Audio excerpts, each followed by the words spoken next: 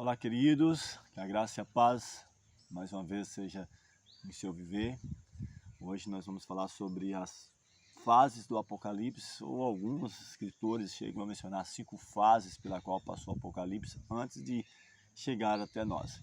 No primeiro versículo do Apocalipse, ali é mencionado que é uma revelação de Jesus Cristo. Ele diz: revelação de Jesus Cristo, a qual Deus lhe deu para mostrar aos seus servos as coisas que brevemente devem acontecer. Então, é a revelação de Jesus, que também ele se coloca como revelador, mas uma revelação sobre ele. Mas é mencionado que Deus deu essa revelação a Jesus. E aí, na continuação da leitura do próprio versículo, ele fala ainda que através do seu anjo notificou ao seu servo João. Então, nós percebemos que ela passa por a revelação de Jesus, a qual Deus deu essa revelação, é notificada através do anjo, e nós aqui, pelo conhecimento que temos com respeito à palavra de Deus, a Bíblia, tanto no Novo ou Antigo Testamento, podemos mencionar de que esse anjo está tratando de Gabriel, aquele que ocupa a posição que anteriormente fora dada a Lúcifer, como representante, como o primeiro depois de Cristo nessa hierarquia.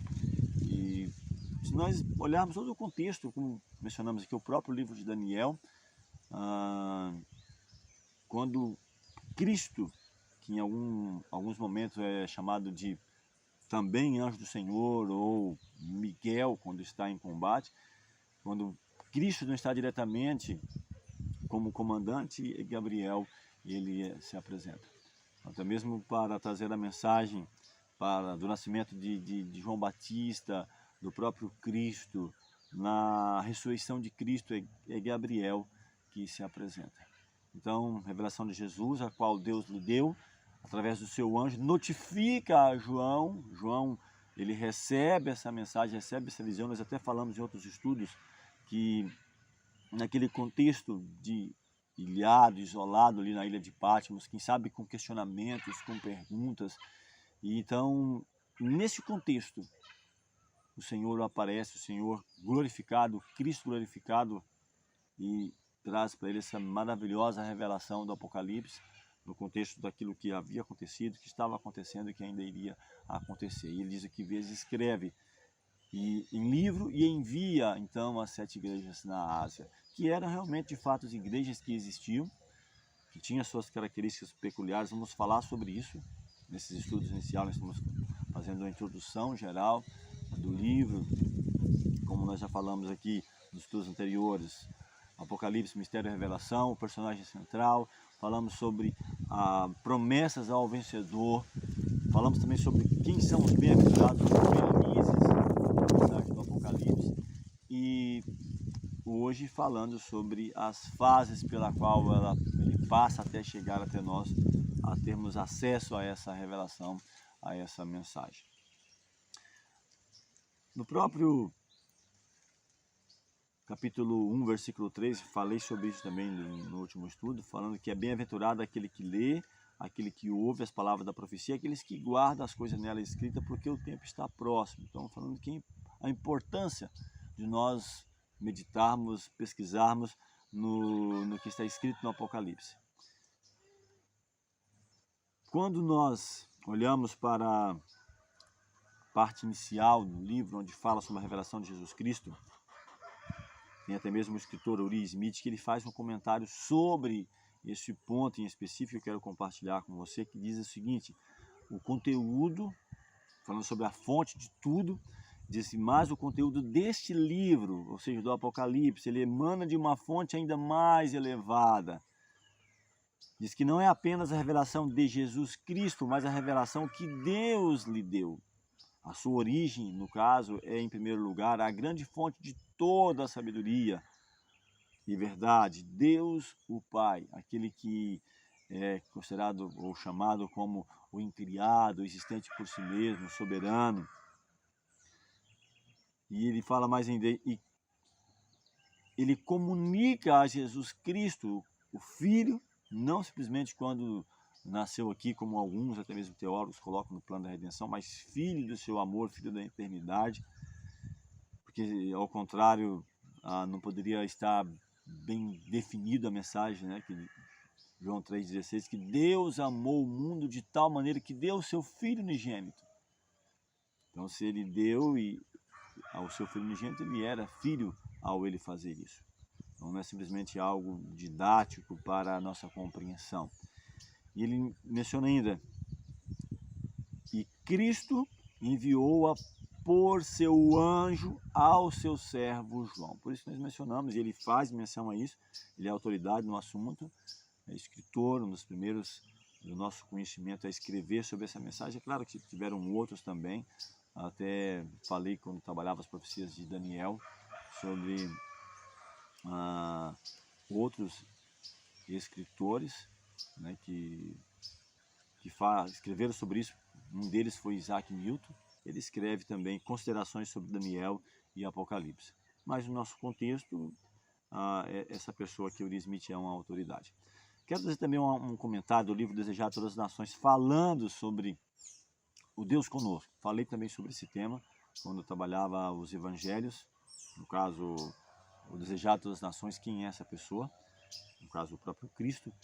E aqui há um comentário na página 20 desse livro que diz o seguinte: todas as coisas Cristo recebeu de Deus, mas recebeu-as para dar, não recebeu para si mesmo, para segurar, reter algo, quem sabe, como vanglória, né? A próprio Filipenses escreve que Cristo, sendo em forma de Deus, não teve usurpação o ser igual a Deus, mas esvaziou-se a si mesmo, tomando forma de servo, sendo fiel até a morte de cruz. Então aqui diz que assim nas cortes celestes, em seu ministério por todos os seres criados, através do amado Filho, flui para todos a vida do Pai. Então Cristo recebe. A Bíblia até menciona que assim como o Pai tem vida em si mesmo, deu a Cristo, ao Filho, ter vida em si mesmo. Por isso quando Cristo menciona que eu tenho poder para dar e poder para tornar a tomá-la de novo, ele está falando algo de fato real, porque ele recebe isso do Eterno. Assim como o Pai tem vida em si mesmo, deu a Cristo ter vida em si mesmo. Então aqui diz que através do amado Filho, flui para todos a vida do Pai. Por meio do Filho, ela volve em louvor e jubiloso serviço, uma onda de amor, a grande fonte de tudo, ou seja, o Eterno, soberano. E assim, através de Cristo, completa-se o circuito da beneficência, representando o caráter do grande doador, a lei da vida. Então, através dessa fonte de tudo, o Eterno, que flui para Cristo, de Cristo para todos os seres, seja animados, inanimados, seja no céu, na terra, no mar, em todas as coisas. Diz que tudo foi criado por Ele e para Ele, por Cristo. Então, percebemos que há esse elo de ligação entre o céu e a terra. Nós mencionamos que Cristo é o personagem principal, não simplesmente do Apocalipse, mas de toda a Bíblia, de todo o que tem. Diz que todas as coisas foram criadas por Ele e para Ele. Então, assim como diz que os ribeiros vão para o mar e contudo o mar não se enche, para o lugar para onde eles vão, tornam eles a ir. E essa é a lei do céu, do serviço, de trabalhar em prol de tudo aquilo da sua própria criação que Deus fez. Através de Cristo, volve para todos os seres criados. E aqui então chegando às 7 igrejas, João, as 7 igrejas. Então Deus, Cristo, o anjo, João, que recebe a visão, que vezes escreve em livros e envia as 7 igrejas.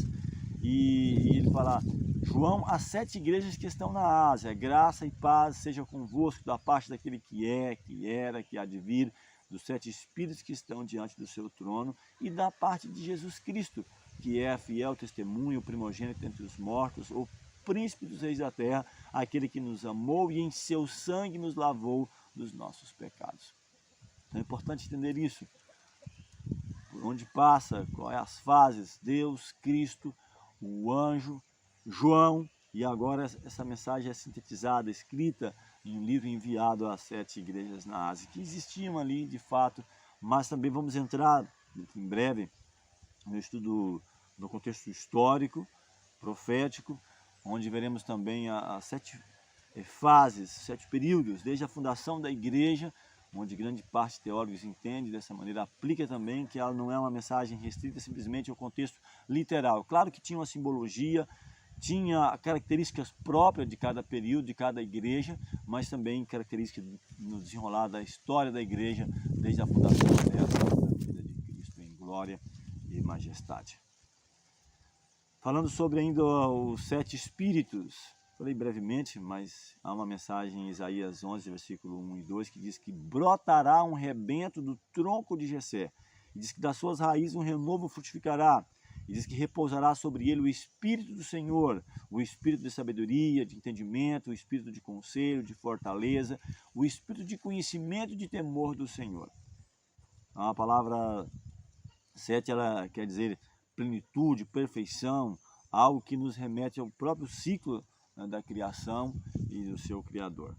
Então, falando sobre tudo isso que Cristo ele tem por direito, por ser filho, né, do Eterno, e juntamente com o Senhor criou todas as coisas.